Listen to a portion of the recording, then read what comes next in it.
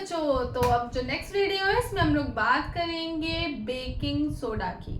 अगर मैं baking soda की बात करूं तो बेकिंग सोडा जो है इसको हम लोग नॉर्मली इसका जनरल नेम हम लोग बेकिंग सोडा बोलते हैं, बट अगर मैं इसकी केमिकल नेम की बात करूं तो केमिकल नेम में इसको बोलते हैं sodium hydrogen carbonate. Sodium hydrogen carbonate या फिर इसके अलावा एक और नाम से बोला जाता है सोडियम बाई कार्बोनेट। बाई का मतलब भी हाइड्रोजन के लिए लिया गया है, तो या तो आप सोडियम हाइड्रोजन कार्बोनेट कहो या फिर सोडियम बाई कार्बोनेट कहो, बात एक ही है। अगर मैं इसके फॉर्मूले की बात करूं तो इसका फॉर्मूला होता है NaHCO3, carbonate hydrogen and sodium. तो NaHCO3 यानी कि सोडियम हाइड्रोजन कार्बोनेट। अगर इसके मैन्युफैक्चरिंग की बात करें तो याद रखिएगा, जब भी कोई ब्राइन सोल्यूशन जो कि एक्वस स्टेट में लिया है, यानी कि ब्राइन का मतलब हमने नमक की बात की है, और जब उसकी हाई कंसंट्रेशन और एक्वस सोल्यूशन में लेते हैं, याद रखिएगा ठंडा ही लिया जाता है, कोल्ड में। एक्वस का मतलब यहाँ पे वाटर होगा। जब भी किसी ब्राइन सोल्यूशन की रिएक्शन अमोनिया और कार्बन डाइऑक्साइड से कराते हैं, देन ये प्रोड्यूस करता है हमारा बेकिंग सोडा, और उसके साथ ही साथ हमारी निकलती है अमोनियम क्लोराइड। ठीक है, अमोनियम क्लोराइड निकलता है। अब ये कैसे होगा, Na लेगा, CO लेगा, इसका एक ऑक्सीजन लेगा, CO3 बना देगा, हाइड्रोजन ले लेगा, और इसके बाद ये हमारा बन जाएगा NH4 और Cl। ठीक है, समझ में आ गया? कोई दिक्कत तो नहीं है इसमें भाई, सिंपल सी बात है, इसको मैं बता दे रही हूँ कैसे। इसको पहले से निकालो, NH4 इसका हाइड्रोजन एक ले लेगा और इसका Cl लेके चला जाएगा। ठीक है, क्योंकि अमोनियम आयन कैसा होता है, NH4 प्लस में होता है, और एक Cl लेके निकल जाएगा। ठीक है, बाकी हमारा बचा ही क्या, NaH, इसका एक H बचा, और ये CO और इसका O3, CO3 बचा। ठीक है, तो इसी तरह से ये बन जाएगा। अब हम आगे बात करते हैं इसकी। ठीक है, क्लियर हो गया? ऐसे आपको लिखना है। अब हम इसके आगे हम बात करते हैं कि यहाँ पर जो हमारा इसकी प्रॉपर्टीज कैसी होती है। तो याद रखना कि बेकिंग जो सोडा होता है वो व्हाइट कलर का होता है। व्हाइट कलर का होने के साथ साथ ये सॉलिड होता है और ये वाटर में इजीली सोल्यूबल होता है। इसका मतलब जल में घुलनशील होता है। ठीक है, इसके बाद अगर हम बात करें तो ये माइल्ड नॉन कोरेसिव होता है। नॉन कोरेसिव का मतलब है जिसका संक्षारण ना हो। संक्षारण का मतलब कि किसी भी ऐसे जनरल केमिकल रिएक्शन से ये खराब नहीं होता है। ठीक है, आपको पता है ना, कोरिजन जैसे लोहे में जंग लगता था, तो ये क्या है, ये जो बेकिंग सोडा होता है ये किसी भी केमिकल रिएक्शन से जल्दी खराब नहीं होते, माइल्ड नॉन कोरेसिव होता है।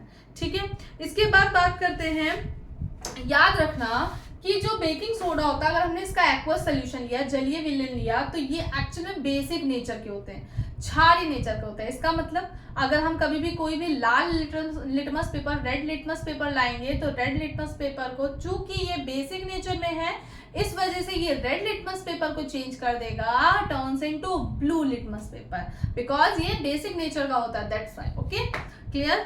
अब हम बात करते हैं इसके एक्शन की, यानी कि हम केमिकल प्रॉपर्टीज में आ रहे हैं। तो याद रखना, बेकिंग सोडे को जब भी हम लोग हीट करते हैं तो ये वापस से मुझे वही सब चीजें दे देता है। कैसे?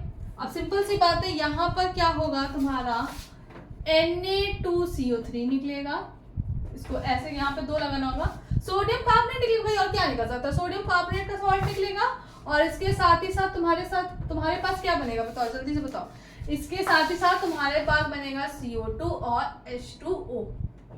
ठीक है, कैसे बन रहा है, रुको मैं अब दिखा दे रही हूँ।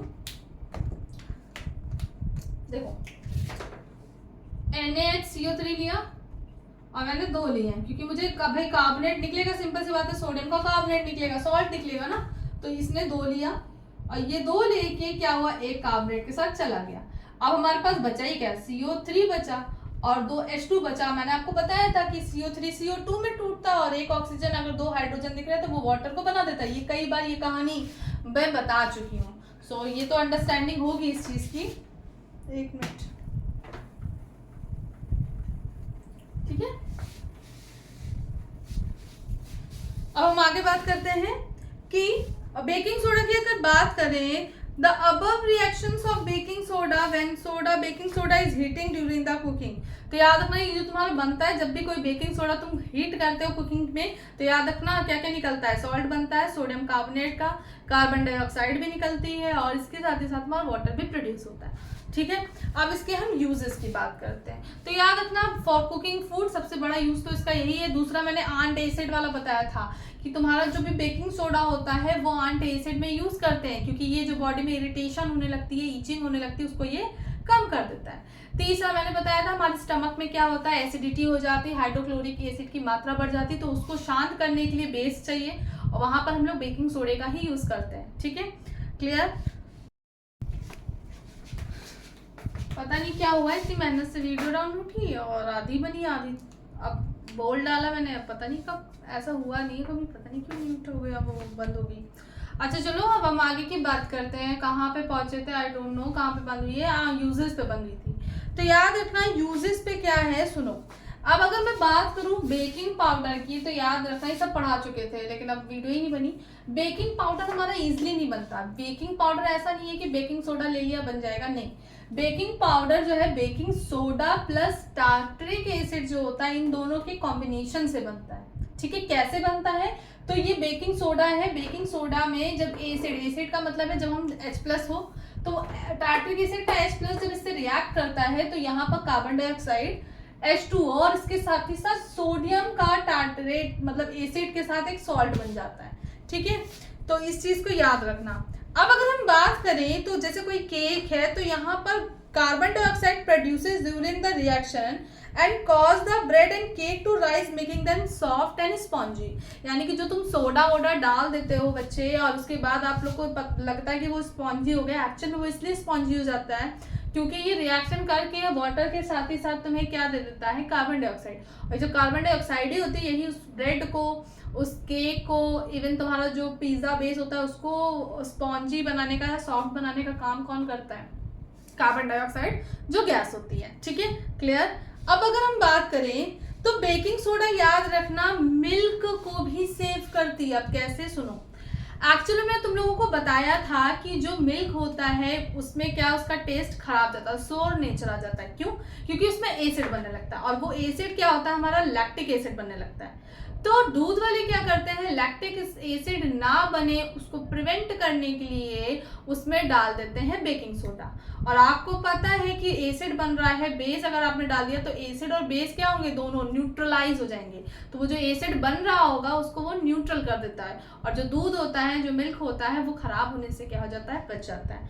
आई होप आपको ये वीडियो अच्छी लगे, और ऐसे इंटरेस्टिंग वीडियो को जानने के लिए मेरे साथ जुड़े रहें। तब तक के लिए बाय बाय, टेक केयर।